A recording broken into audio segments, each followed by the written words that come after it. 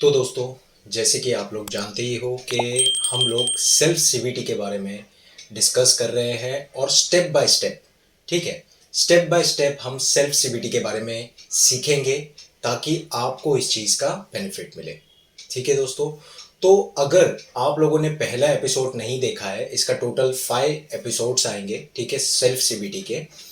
तो आप लोगों ने अगर फर्स्ट एपिसोड नहीं देखा है तो पहले वो देखना है, ठीक है, ये वीडियो यहीं पर स्टॉप कर दो, पहले वो देख लो, फिर उसके बाद इस वीडियो पे आना। स्टेप बाय स्टेप हम जाएंगे तभी आपको समझ में आएगा। ठीक है दोस्तों, तो ये मैं पहले ही आप लोगों को रिक्वेस्ट कर रहा हूँ कि आप स्टेप बाय स्टेप आइए। ऐसा नहीं है कि इसमें देखिए 5 वीडियोस आएंगे, ठीक है, 5 वीडियो आएंगे इसके अंदर सेल्फ सीबीटी को लेकर। तो आपको स्टेप बाय स्टेप जाना है, क्योंकि ये सारी चीज़ें मैंने खुद अपने ऊपर अप्लाई की है और आप देख सकते हो कि मैं रिकवर हूँ, है ना। तो वही चीज़ आपको मैं एक्सपीरियंस शेयर कर रहा हूँ और आप लोगों को वही चीज़ों को फॉलो करना है। ठीक है, तो हम लोगों ने लास्ट वीडियो में डिस्कस किया था कि हम लोगों को सबसे पहले एक बुक बनानी है। ठीक है, लास्ट वीडियो की बात कर रहा हूँ। सबसे पहले एक बुक बनानी है, उसके अंदर आपको जो जो नेगेटिव थॉट्स आते हैं, ठीक है, मतलब जो कोई भी नेगेटिव थॉट्स आते हैं या कोई ऐसा इंसिडेंट है या कोई ऐसा इवेंट है या कोई ऐसा प्रॉब्लम हो रहा है, अगर वो चीज़ को आपको फेस करने के लिए, तो उस मोमेंट पे आपको क्या थॉट्स आ रहे हैं वो आपको लिख कर रखना है एक किताब में। ठीक है, ये हो गए हमारे फर्स्ट पार्ट।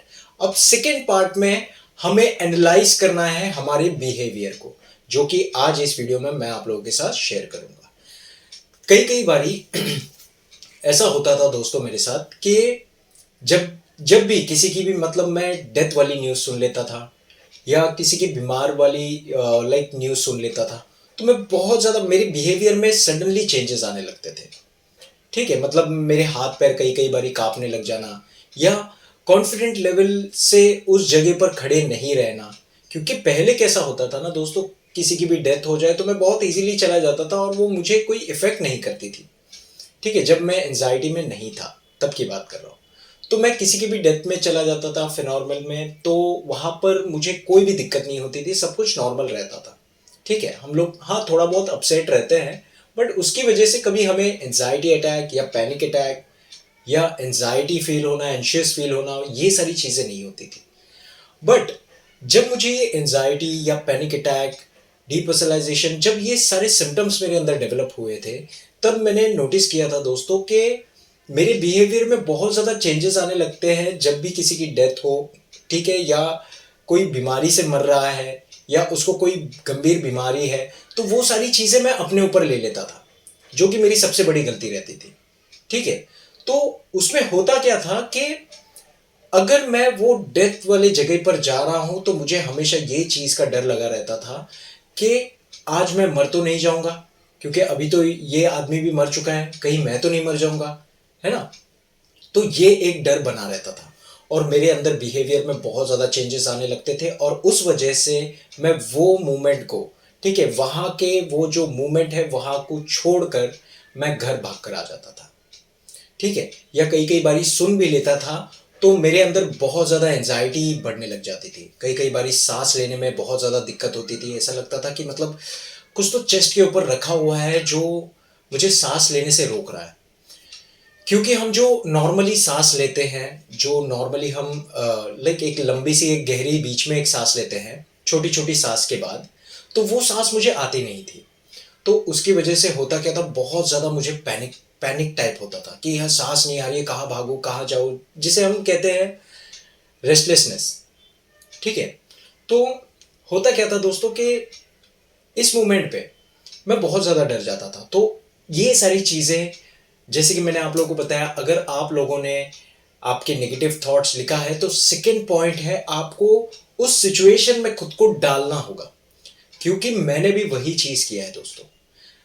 हाँ, मैं जानता हूँ कि किसी की भी डेथ वाली जगह पर मैं जाता हूँ तो मुझे डर लगता था, बट लेकिन मैं रियलिटी आप लोगों को बताऊँ कि मैं खुद को फोर्स करके, क्योंकि मैंने एक हिस्सा बना लिया था कि मुझे इसे ख़त्म करना है, तो मैंने डिसाइड किया कि अब चाहे किसी की भी डेथ हो जाए, चाहे वो मेरे पहचान का हो या ना हो, आई डोंट केयर, मैं वहां पर जाऊंगा, वहां पर रुकूंगा और देखता हूं एंजाइटी मेरा क्या बिगाड़ लेगी।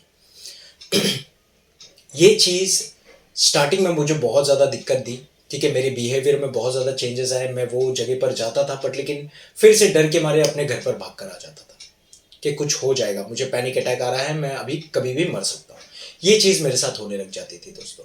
तो आप लोगों भी सिंपल क्या करना है, आप लोगों ने अभी तो फर्स्ट एपिसोड देखा होगा तो उसमें बताया है कि आपको सिर्फ और सिर्फ आपके नेगेटिव थॉट्स लिखने हैं, लेकिन इस पार्ट में आपको उस थॉट के साथ खुद को उस इवेंट में डालना होगा, उस सिचुएशन में डालना होगा, और उस सिचुएशन में डालने के बाद, उस इवेंट में डालने के बाद ये चेक करना होगा कि आपके उस मोमेंट और उस एक्सपीरियंस पे, मतलब उस सिचुएशन में आपका बिहेवियर कैसा रहता है, क्या आपकी बॉडी रिएक्ट करती है।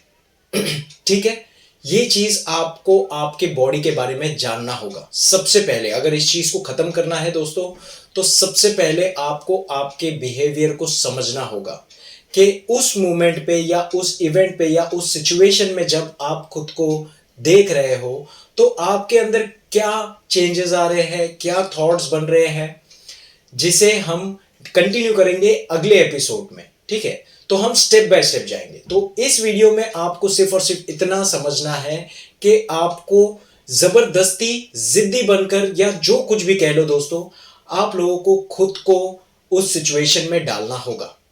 अगर आपको इस प्रॉब्लम से निकलना है तो आपको उस सिचुएशन में डालना होगा। आपको आपके बिहेवियर को समझना होगा कि उस मोमेंट पे आपके साथ ऐसा क्या हो रहा है जो आप खुद को संभाल नहीं पा रहे हो, आपको समझ नहीं आ रहा है क्या हो रहा है क्या नहीं, है ना। तो वो सारी चीजों को पहले अंडरस्टैंड कर लो।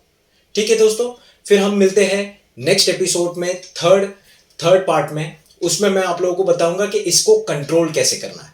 ठीक है, तो तब तक के लिए अपना ध्यान रखिए, सुरक्षित रहिए और हमेशा पॉजिटिव रहिए। Thank you so much for watching this video दोस्तों।